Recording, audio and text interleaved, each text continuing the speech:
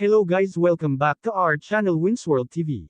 Ilang araw bago magalit itong si Bob Arum, ay nagpalabas ang top rank promotion ng statement, tungkol nga dito kay Naoya Inoue aka The Japanese Monster. Ayon sa kanilang statement ay hindi na sila magbibigay ng anumang special treatment kay Naoya Inoue, at hindi na nila pipilitin ito kung lalaban pa ba ito sa bansang Amerika or hindi na. Sa makatuwid kung ating i-analyze ang statement nitong top rank promotion ay para na rin nila inabandona at sinukuan tong si Naoya Inoue, at ipaubayan na lang siya sa kanyang Japanese promoter. At singilin na lang ang Team Inoue sa Danyos, sa mga laban na hindi ginanap sa bansang Amerika. So kampo ni Naoya Inoue, pagbayarin ng malaki dahil sa hindi pagtupad sa usapan, sa pagitan ng Team Inoue at top rank promotion, Bob Arum galit na galit na. Galit na galit nga di umano ang big-time promoter ni current undisputed and 4 World Division Champion Naoya Inoue, na si Bob Arum ng top rank promotion. Dahil sa hindi pagtupad ni Naoya Inoue aka The Japanese Monster, sa kanilang usapan. Ang usapan daw nila ay kapag naging undisputed na daw si Naoya Inoue, ay doon na niya gaganapin ang lahat ng kanyang mga laban sa bansang Amerika, particular, sa Las Vegas. Ayon kay Bob Arum ay doon na dapat depensahan ni Naoya Inoue ang lahat ng kanyang mga nakuhang kampyonato sa naturang division, sa oras na maging isa na siyang undisputed. Ngunit ilang taon na ang lumipas at naging 4 World Division Champion na siya ay hindi pero natupad ang kanilang usapan. Kaya malinaw na sumira ang hapon sa naging kasunduan dito. Dahil may plano sana itong si Bob Arum ng big fight para sa naturang alaga niyang hapon na si Naoya Inoue, ngunit ito ay naglaho na, dahil sa pagsira ni Naoya Inoue sa naging usapan nila ni Bob Arum. Dagdag pa ni Naoya Inoue ay hinding-hindi na daw siya aalis sa kanyang bansa para lumaban. Dagdag pa sa ating mga balita. So naglabas na nga dito ng pahayag si Turki Alarcek, ayon sa kanya ang lahat ng nasa lower division ay kanilang ipapatigil ang big event under Saudi promotion. Sa ating pagkakaalam ay meron ng free fight contract si current undefeated and 4 World Division Champion Naoya Inoue sa Saudi promotion, ang pinakauna nitong laban ay ang laban niya kontra Picasso. Ngunit ayon sa balita ay gusto ikasa ni Turki ang pangalawang laban ni Naoya Inoue kontra sa ating pambato na si former 3 World Division Champion Cuadro Alas, angas ng Pinas John Riel Casimero. Ngunit ang kampo ni Naoya Inoue ay umatras na makalaban ang angas ng Pinas John Riel Casimero. Dahil dyan ay nagawang ipatigil ng Saudi promotion ang natitirang 2 more contract na laban ni Naoya Inoue. Kaya dahil dyan ay kanselado na ang big event fight ni Naoya Inoue sa Saudi promotion. Maliwanag na ang tanging plano ng Saudi promotion ay mag-organisa ng isang big fight para sa mga heavyweight division at ang mga lower division ay mawawalan na pansamantala sa mga undercards at sa mga main event. Kaya dahil sa pag-atres ni Naoya Inoue labanan si John Riel Casimero ay nagdesisyon na itong Saudi promotion. Dagdag pa dyan ay si Turki Alarcek na mismo ang nagre-repost ng mga post ng ating pambato na si John Riel Casimero sa kanyang social media platform. Para makasagot man lang itong si Naoya Inoue sa ating pambato tungkol sa hamon niya kay Naoya Inoue. Ngunit ilang buwan na ang nakalipas ay tikumparen ang bibig ni Naoya Inoue at ang kanyang manager na si Ohashi ang panay request ng kung ano-anong mga kondisyon, bago nilalabanan ang ating pambato na si John Riel Casimero. Isa na sa mga strategy nitong si Ohashi ay pilit papatagalan nilang kasahan si John Riel Casimero. In short, hinihintay nila na tumanda ang ating pambato bago nila ito labanan, para doon ay mas lamang na ang kanilang pambato na si current undefeated and 4 World Division Champion Naoya Inoue.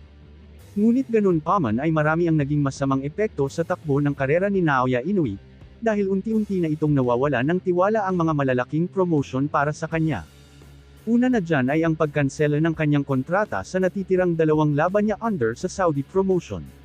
Sunod dyan ay tinanggalan din siya ng titulo sa Ring Magazine.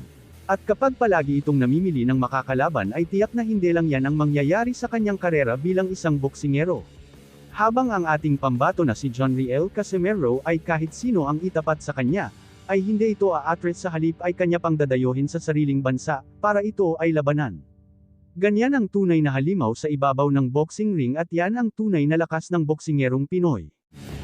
Kaya kung sakali man na maikasa ang Naoya Inoue vs John Riel Casimero fight ay panigurado ito na magaganap sa bansang Japan at hindi sa bansang Amerika.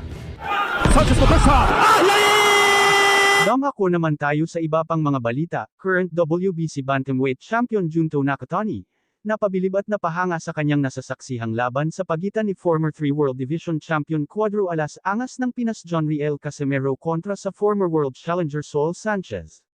サンチェス10回戦が始まりました。まずは第1ラウンド、カシメロのコンディションも心配されるんですけれども、さあ、いきなりいったぐらついた、しかし右を入れた、手をついたかどうだ、ダウンか、ダウンです。チェスもいいカウンターあったんですけどね、勝った後に、いやさすがカシメロ、攻撃力ありますね。いきなりだ、まだ30秒経っていません。まずはダウンを奪ったのはジョンリエル・カシメロ。なんとかちょっと手を思わずついてしまったというようなことになりましたサンチェス。ただカシメロはかなりかかっています。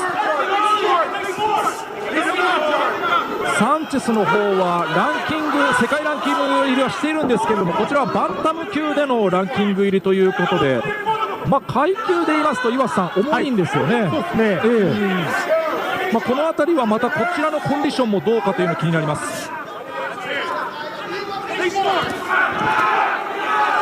いやしかしカシメロの方はキレありますね。やはり序盤強いですね、カシメロ。いきなりダウンが生まれました。ただそこからサンチェスの方もいいパンチを返しました。ちょっとこれは目が離せません。ナッチャージャブ、ここで左フック。これサンチェスこれ得意なんですよ。もうためを作らずに左フックうまく打ち込めるんですよね。今度はボディに打ち込んでいくカシメロ。少しフェイントを入れましたサンチェス。そこに対して2回目、サンチェスも返した。カシメロの左が火を吹いた。2度目のダウン。サンチェス立ち上がれるか、うなずいた。立ち上がりました。残りは1分。さあカシメロが来るか、仕留めに来る。サンチェスしのげるか。コース一方か、いや返す、いいですね、返している。そこに打ち込んでいくサンチェス。いやカシメロが集めていく。左が入った。ちょっとサンチェス力ないですね。ここはタイミング合ってますよ、左フック。右から残りは40秒。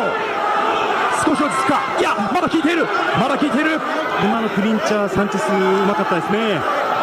2度目のダウンは思い切り効かされました。残りは30秒。左を返した。合わせにいってますね。カシメロがまた来た。ポーランドどうでしょう、しのげるか。止めた。終わった。Ako naman tayo sa iba pang mga balita. So matapos pumutok ang balita sa posibleng laban sa pagitan ni former 3 World Division Champion Cuadro Alas Jonriel Casimero at current WBC Bantamweight Champion Junto Nakatani. Dahil tulad ni Junto Nakatani na gusto makalaban itong si Jonriel Casimero. Itong si Jonriel Casimero naman ay gusto rin makalaban si Junto Nakatani. In short guys, parehas silang may gusto. Ayon naman kay Jonriel Casimero nang tanungin siya ng ilang Japan news tungkol sa paglaban niya kay Junto Nakatani. Ayon kay Casimero ay bukas naman siya sa posibilidad na makalaban itong si Junto Nakatani. Dagdag pa niya kung nakatadhana na maglaban sila sa ibabaw ng boxing ring nitong si Junto Nakatani. Why not? Kaya open na open siya kung gusto ng kampo ni Junto Nakatani na maglaban sila ay anytime anywhere daw. Meron din katanungan itong si Sabunjero Vlog. Ayon sa kanya, champ, sa sasabihin mo ako maniniwala, nakatapat mo si Nakatani, nakasparring mo naman si Alas, sino ba ang mabigat ang kamao sa dalawa, si Casimero ba or si Nakatani? Ngunit hindi naman ito sinagot ng direktahan ni Milan Mel Indo dahil hindi pa umano na ikasa ang laban dahil baka matakot pa itong kampo ni Junto Nakatani. Kung maalala nyo sa taong 2019 ay nakaharap na ito ni Milan Mel Indo itong si Junto Nakatani, sa timbang na 115-pound super flyweight division, kung saan ay nabigo nga dito ang ating kababayan na si Milan Mel Indo.